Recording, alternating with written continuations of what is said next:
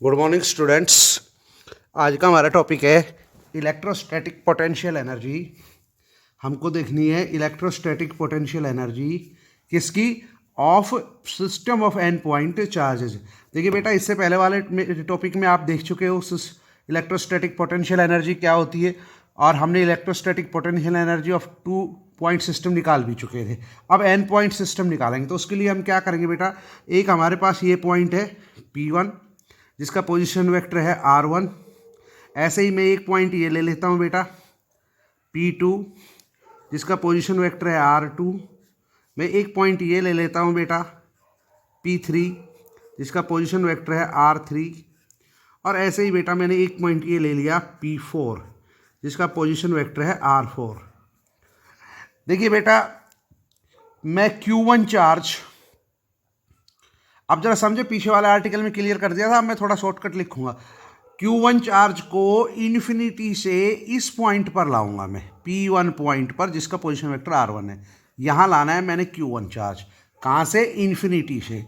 तो उसमें work done कितना होगा बेटा, देखो तो वो वर्क डन मैं मान लेता हूँ W1 होगा। और वो कितना बनेगा, वो वर्क डन तो सदा ही क्या होता है, potential into charge, potential into charge.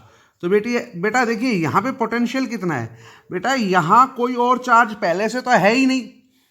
आप सबसे पहला चार्ज कौन सा ला रहे हैं, Q1 ही ला रहे हैं, तो पहले से यहाँ कोई और चार्ज तो प्रेजेंट है नहीं। इस वजह से P1 पॉइंट के ऊपर कोई पोटेंशियल नहीं होगा।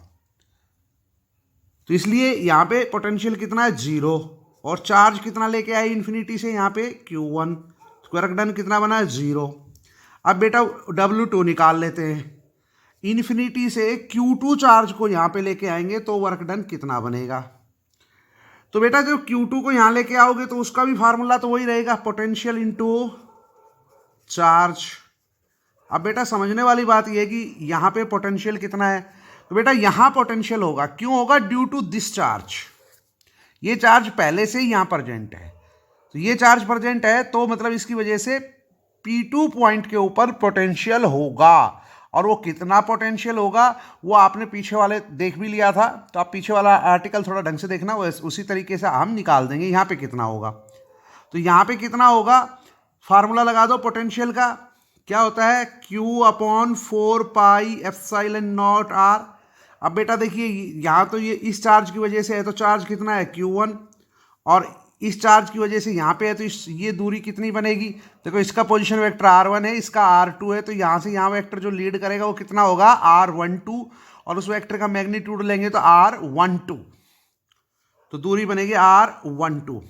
ये पोटेंशियल होगा। और बेटा चार्ज इस पॉइंट पे पोटेंशियल था, वो तो था इतना, और इन्फिनिटी से चार्ज कितना लेके आए हम, Q2, तो पोटेंशियल इंटू चार्ज ये हो गया। अब बेटा Q3 चार्ज लेके आएंगे यहाँ पे, ये भी इन्फिनिटी से लेके आ रहे हैं, तो जब इस चार्ज को यहाँ पे लेके आएंगे तो इस पॉइंट पे P3 पॉइंट पे तो पहले से ही पोटेंशियल होगा।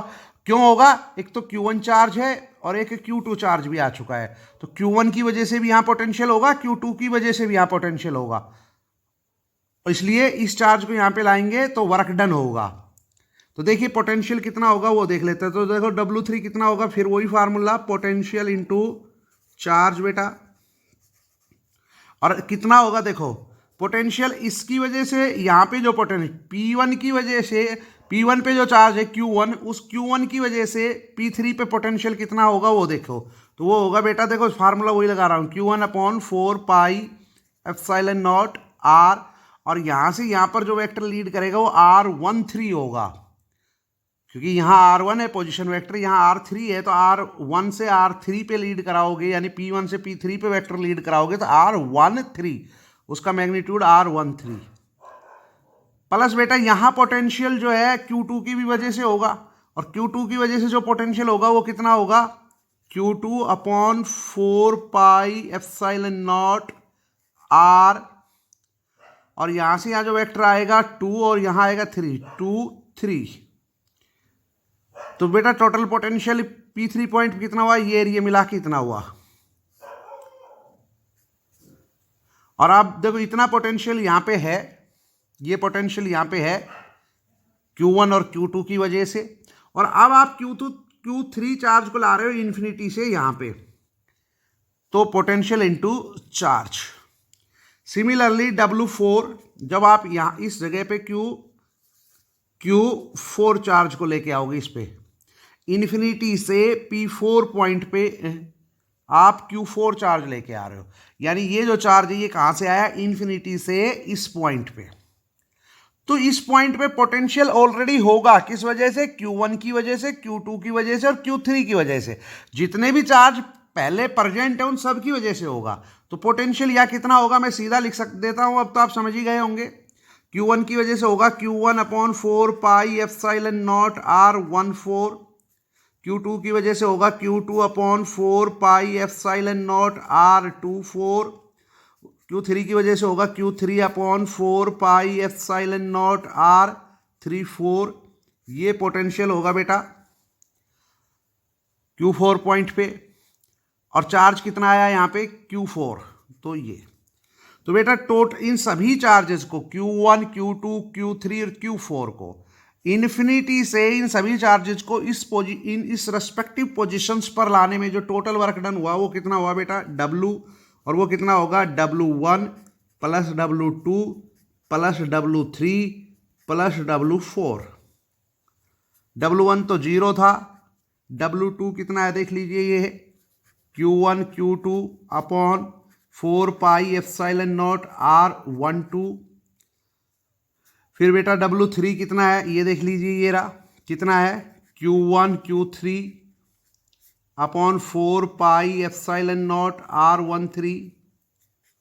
फिर बेटा Q2 Q3/4 pi epsilon not R23 plus, अब बेटा देखो ये भी है वर्क डन, तो ये कितना बनेगा ये भी लिख देते हैं। देखो Q1 Q4 pi epsilon not R14, Q2 Q4 pi epsilon not R24, Q3 Q4 pi epsilon not R34। अब बेटा ये टोटल वर्क डन जो बनेगा ये कितना बनेगा, देखो ये बनेगा बेटा, सब में से हम निकाल दें 1/4 पाई एप्सिलॉन नॉट कॉमन, तो कितना बचेगा देखो Q1 Q2/R12, Q1 Q3/R13, Q2 Q3/4/R23, Q1 Q4/R14, Q2 Q4/R24, Q3 Q4/R34।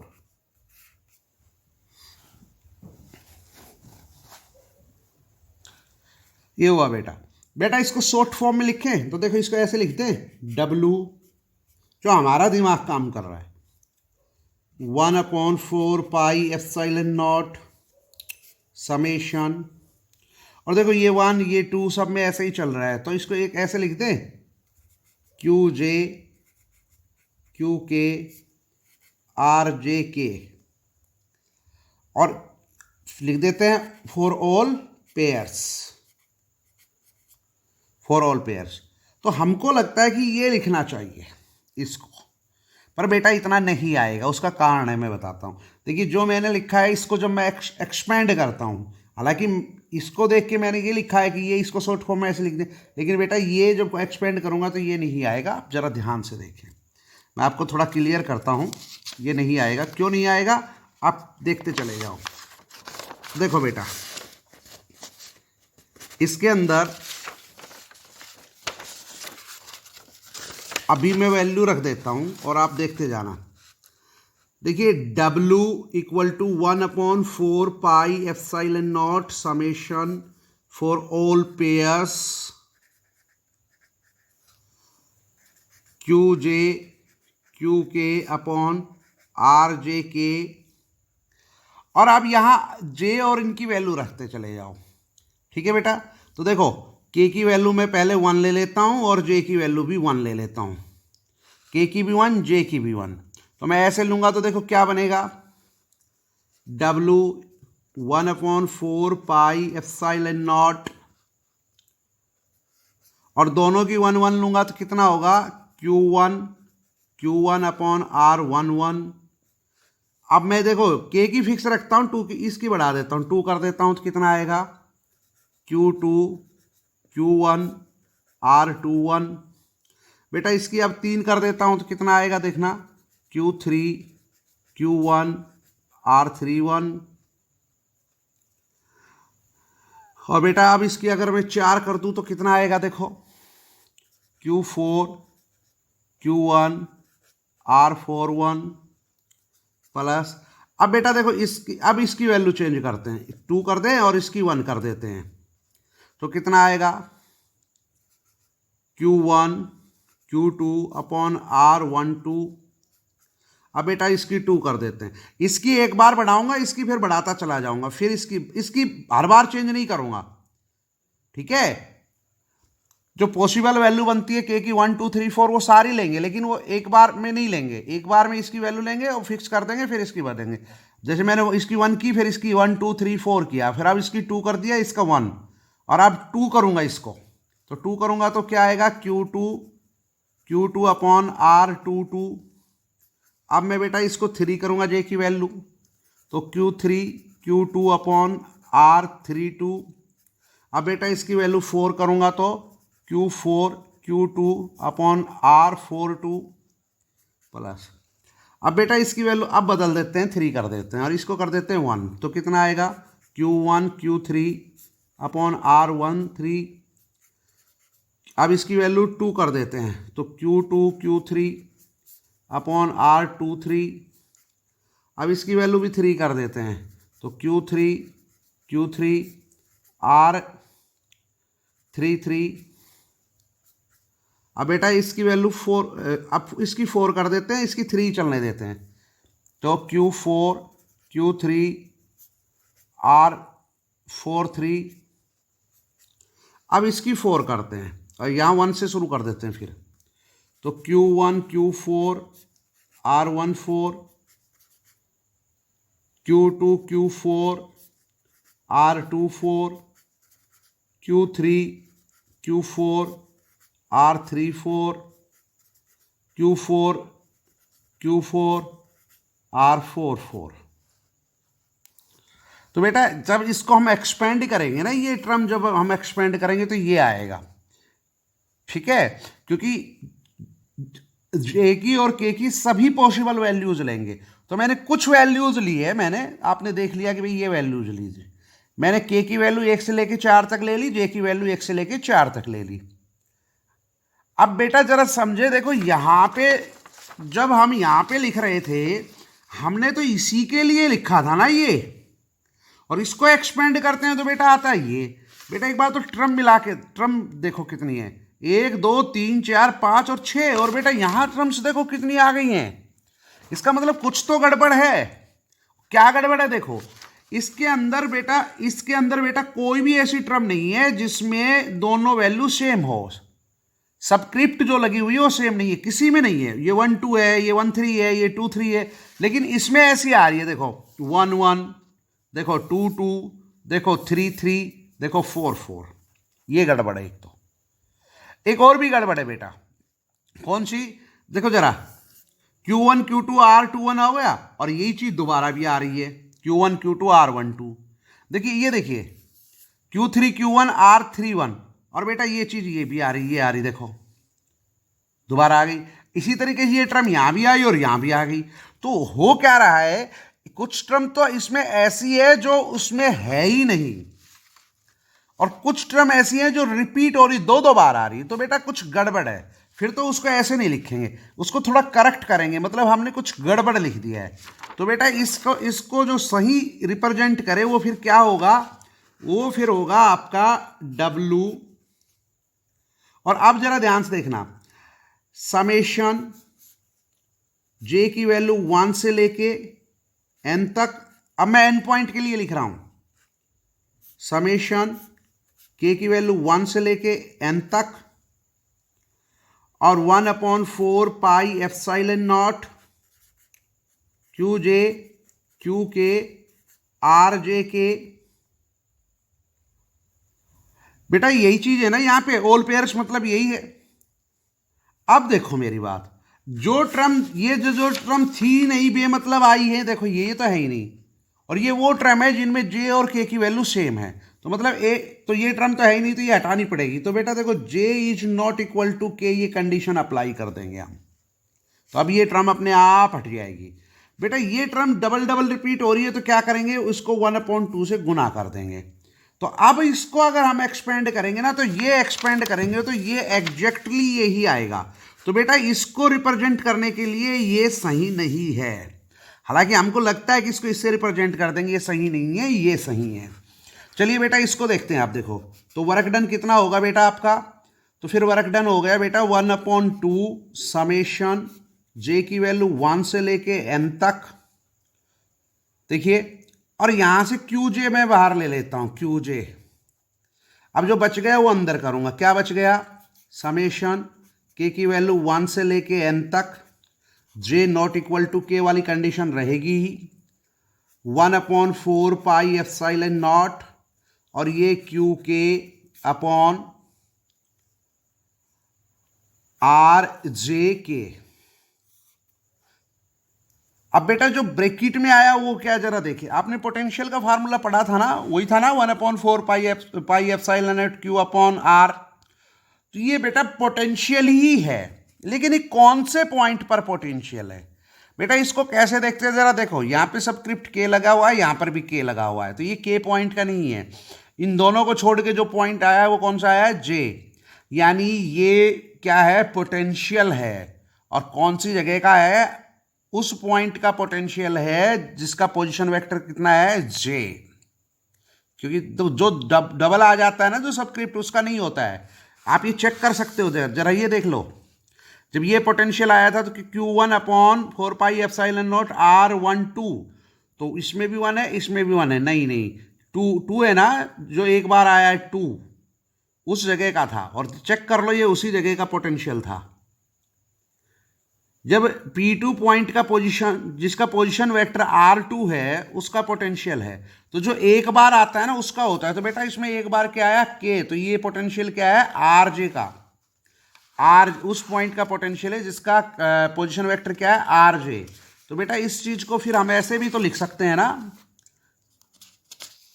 इसी चीज को ऐसे लिख दे बेटा, इस चीज को लिख देते हैं W equal to 1/2 summation j की वैल्यू 1 से लेके n तक क्यू जे, और ये पोटेंशियल है कौन से पॉइंट पे, जे पॉइंट पे, यानी VJ है। ये जो था ना समेशन के की वैल्यू 1 से लेके n तक, जे इज नॉट इक्वल टू के, ये 1/4 पाई एप्सिलॉन नॉट क्यू के अपॉन आर जे के। ये जो चीज थी ना, ये पोटेंशियल था, ये क्या है, potential at point of position vector R J, जिसका पोजीशन वेक्टर क्या है, आर जे है, उस पॉइंट का ये है। तो बेटा आपका जो वर्क डन आएगा ना वो ये निकल के आएगा, और ये वर्क डन जो आया है ना आपका 1/2 समेशन जे की वैल्यू 1 से लेके n तक क्यू जे वी जे, ये वर्क डन क्या है, n चार्जेज को इन्फिनिटी से उनके रेस्पेक्टिव पोजीशन पर लाने में जो वर्क डन बना वो ये बना। और वही वर्क डन क्या होता है, इलेक्ट्रोस्टैटिक पोटेंशियल एनर्जी। तो बेटा ये आपका इलेक्ट्रोस्टैटिक पोटेंशियल एनर्जी है। अब बेटा इसमें एक नॉर्मल सी और छोटी सी चीज और देखनी है हमने, क्या देखना है, इसकी यूनिट क्या होगी, इलेक्ट्रोस्टैटिक पोटेंशियल एनर्जी की यूनिट क्या होगी, units of electrostatics, unit of electrostatic potential energy. तो बेटा इसकी 2 यूनिट होती है, वैसे इसकी SI यूनिट जूल है, लेकिन इसकी दूसरी यूनिट भी लेते हैं, और दूसरी यूनिट कौन सी है बेटा इसकी? Electron volt. तो जरा समझे जूल क्या होती है। देखिए ये जो है ना, यहाँ पे पोटेंशियल डिफरेंस जो है वो 1 वोल्ट है। 1 वोल्ट पोटेंशियल डिफरेंस में जब आप मूव कराते हो 1 कूलम चार्ज को, जो 1 वोल्ट पोटेंशियल डिफरेंस के अंदर 1 कूलम चार्ज को जब आप मूव कराते हो, तो उस समय चार्ज 1 कूलम चार्ज जो एनर्जी गेन करेगा या जो एनर्जी रिलीज करेगा वो क्या होगी? 1 जूल। यानी 1 joule is the energy gain और loose. 1 joule is the energy gain or lose by 1 coulomb charge when moves through potential difference of 1 volt। 1 volt potential difference में जब 1 कूलम चार्ज मूव करता है तो उस समय जो एनर्जी गेन करेगा या लूज करेगा वो 1 जूल होगी। और बेटा इलेक्ट्रॉन वोल्ट क्या होता है?